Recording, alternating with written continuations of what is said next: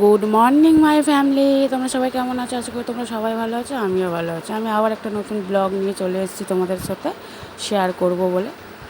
তো এইটা হলো বৃহস্পতিবারের ব্লগ। আমি সকালবেলা কিন্তু ঘুম থেকে উঠে পড়েছি, উঠে কিন্তু কাজ করা চান টান করা হয়ে গেছে। আর আমাকে পাগলদের মতন লাগছে, কারণ পিরিয়ড হয়েছে তো, মাথায় শ্যাম্পু করিনি।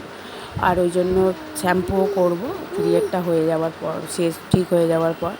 তো আজকে হলো লক্ষ্মী পুজো, মানে অনেক সবার বাড়িতে হয়। এটা কী পুজো আমি বলতে পারবো না, কিন্তু আজকে আছে ষষ্ঠীও, অশোক ষষ্ঠীও। তো তোমরা কে অশোক ষষ্ঠী করো অবশ্যই আমাকে কমেন্ট করে জানিও। আমি তো করি, আমি সব ষষ্ঠী করি না, আমি 3টে ষষ্ঠী অবশ্যই করি। সেটা হলো অশোক ষষ্ঠী, নীল ষষ্ঠী আর হলো দুর্গা ষষ্ঠী। এই 3টে আমি করি, কারণ প্রত্যেকটা ষষ্ঠী করা সম্ভব নয়, কারণ মেয়ে তো আমার বুকের ফিটিংস করে। আমি যদি ভাত না খাই, আমার বুকে মানে হয় না, দুধটা হয় না। তো এবার কিন্তু আজকে বেশি কিন্তু কাজ কিন্তু আমি শেয়ার করিনি, যতটা পেরেছি করেছি, কারণ সকালবেলাটা এখন রান্নার চাপ থাকে, ওই জন্য ব্লগটা আমি শেয়ার করতে পারি না। তো ঘরের কাজকর্ম ছেড়ে ছেলেকে কিন্তু স্কুলে দিয়ে পরীক্ষা দিয়ে এনেছি। এনে কিন্তু রান্নাবান্নাও কিন্তু হয়ে গেছে। তোমাদের দাদাভাই কিন্তু চলে গেছে, ছেলের পরীক্ষা দিয়ে নিয়ে চলেও এসেছে। আর দুপুরবেলা কিন্তু ছেলে মেয়ের খাওয়া দাওয়া হয়ে গেছে, আমি কিন্তু খেতে বসে গেছি। আর আজকে রান্না করেছি বটবটি আলু ঝাল করেছি, টমেটো দিয়ে, পেঁয়াজ দিয়ে, আর ডিম আলুর ডালনা করেছি। আমাদের এখানে ডালনা বলে, তো ডিম আলুর তরকারিও বলে। তো আমার বাপের বাড়ি ওখানে সবাই ডিম আলুর তরকারি বলে। আমি শ্বশুরবাড়িতে এসে এই ডিম আলুর ডালনা এইসবগুলো আমি শিখেছি।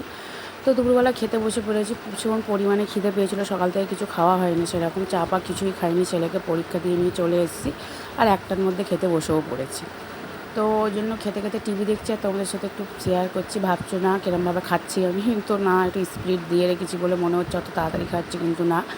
তো খাওয়া দাওয়া কিন্তু হয়ে গেছে, চলে এসেছি ছাদে এখন কাপড় তুলতে। আর এখন কাপড় টাপড় তুলে গিয়ে কিন্তু ঘুমিয়েও পড়েছি।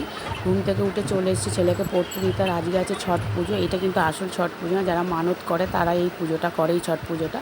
তো দেখতে পাচ্ছ কী পরিমাণে বাবুঘাটে ভিড় হয়েছে। তো আমি বললাম থাক, তো তোমাদের সাথে ব্লগ একটু শেয়ার করি। তো দেখতেই পাচ্ছ সবাই পুজো করছে, কি ভালো লাগছে, জমজম হয়ে আছে। তো এইখানেই ভিডিওটা শেষ করলাম। ভিডিওটা বেশি বড় না করে এখানেই শেষ করলাম। ভিডিওটা ভালো লেগে থাকলে তো একটা ছোট্ট করে লাইক, শেয়ার, কমেন্ট আর সাবস্ক্রাইব করতে ভুলবে না। দেখা হচ্ছে নেক্সট ভিডিও। টাটা, সবাই ভালো থেকো।